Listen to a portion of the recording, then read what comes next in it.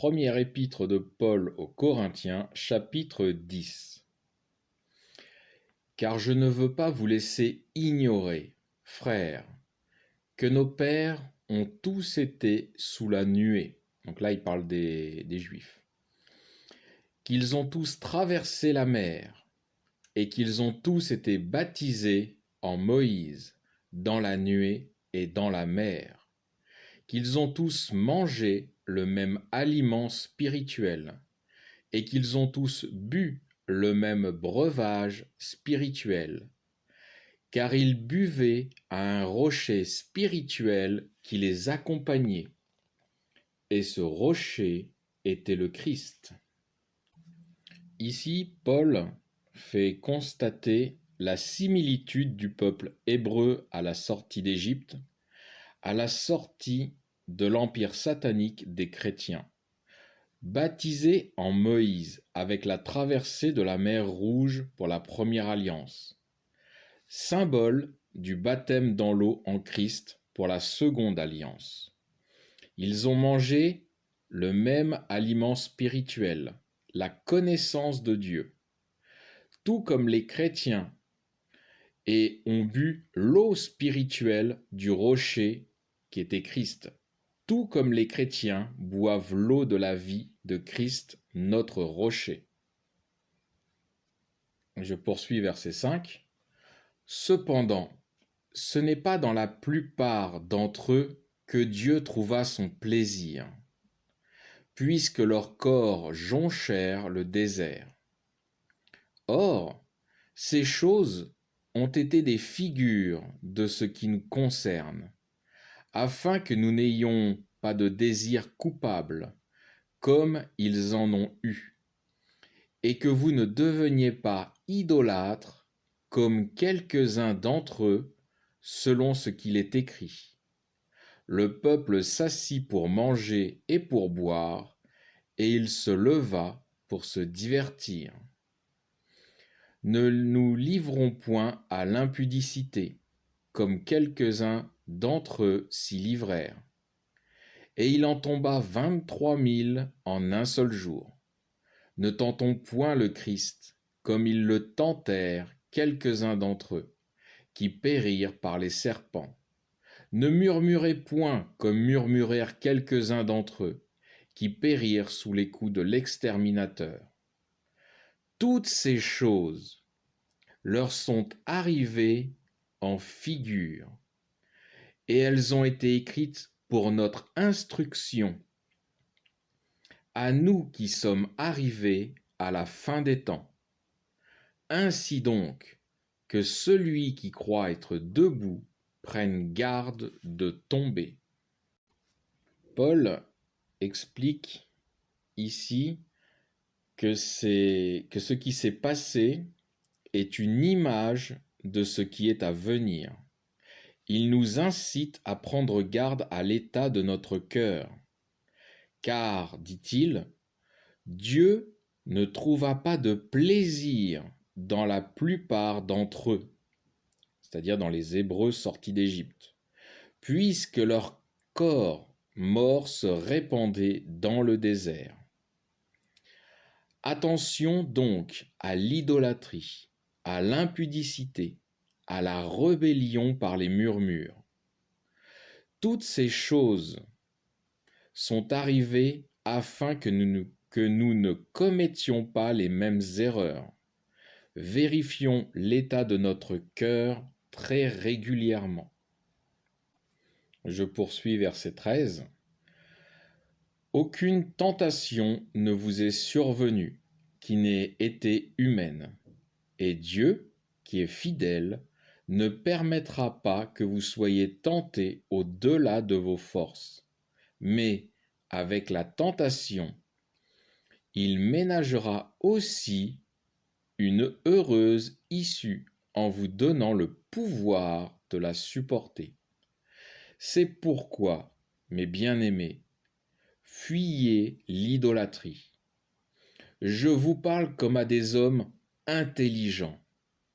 Jugez vous-même de ce que je dis. Le calice ou la coupe de bénédiction que nous bénissons n'est-il pas une communion au sang du Christ? Et le pain que nous rompons n'est-il pas une communion au corps du Christ? Alors je fais une petite parenthèse. Le pain et le vin du repas du Seigneur sont une communion de tous les chrétiens et du Christ. La communion, c'est l'union de tous les chrétiens avec le Christ. Le Christ est saint et les chrétiens doivent l'être aussi, car nous sommes tous dans un même corps symbolique. Nous avons tous le même cœur et le même esprit, comme un seul homme. Je poursuis verset 17. Puisqu'il y a un seul pain, nous formons un seul corps, tout en étant plusieurs, car nous participons tous à un même pain. Voyez Israël selon la chair. Ceux qui mangent les victimes ne participent-ils pas à l'autel? Qu'est-ce que ça veut dire? Que la viande sacrifiée aux idoles soit quelque chose? Ou qu'une idole soit quelque chose? Nullement. Je dis que ce que les païens offrent en sacrifice, ils l'immolent ou ils le donnent à des démons, et non à Dieu. Or, je ne veux pas que vous soyez en communion avec les démons. Vous ne pouvez boire à la fois au calice du Seigneur et au calice des démons.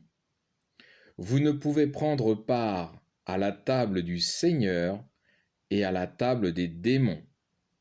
Voulons-nous provoquer la jalousie du Seigneur? Sommes-nous plus forts que lui? Je fais une parenthèse. Il n'y a réellement que deux camps, celui de Dieu et celui des démons. Paul prend l'exemple de la nourriture pour faire comprendre que le mode de vie des non-croyants est un sacrifice aux démons. Le mode de vie des croyants est un sacrifice à Dieu. Donc, par nos modes de vie, nous attestons soit être à la table de Dieu, soit à la table des démons. Mais que personne ne se trompe lui-même. Un serviteur de Dieu ne pourra jamais s'asseoir à la table des démons, tout comme un serviteur des démons s'asseoir à la table de Dieu, car ni Dieu ni les démons n'acceptent un adorateur du camp opposé.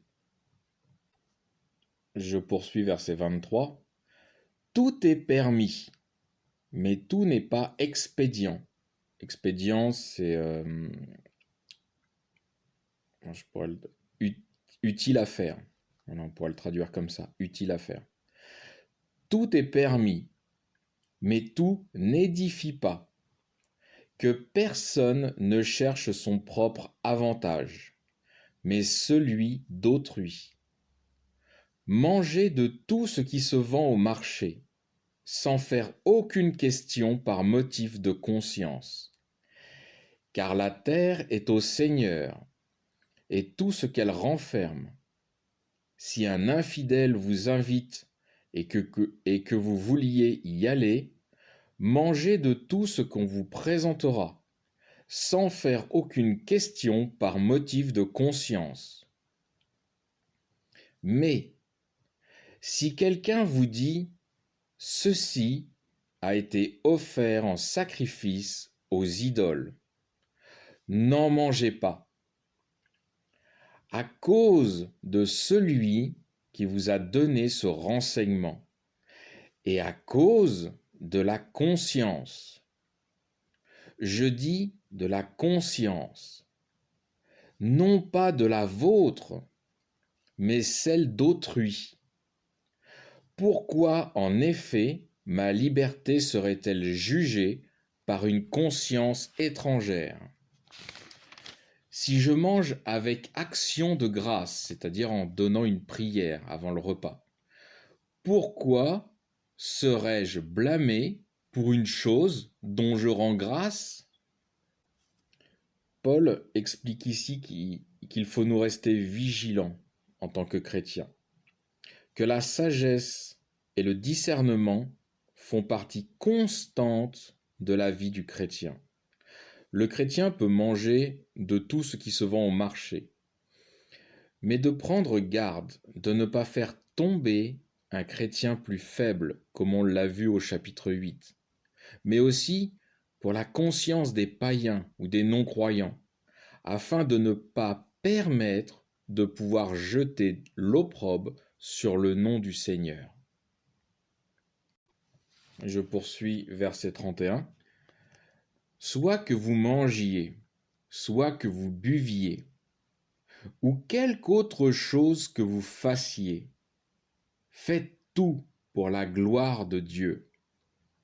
Ne soyez en scandale ni aux Juifs, ni aux Grecs, ni à l'Église de Dieu. C'est ainsi que moi-même, je m'offre en toute chose de complaire à tous, ne cherchant pas mon propre avantage, mais celui du plus grand nombre, afin qu'ils soient sauvés. Soyez mes imitateurs, comme je le suis moi-même du Christ. Paul recommande de ne heurter personne, ni juif, ni païen, ni chrétien, et d'être ses imitateurs comme lui-même l'est du Christ. Fin du chapitre 10.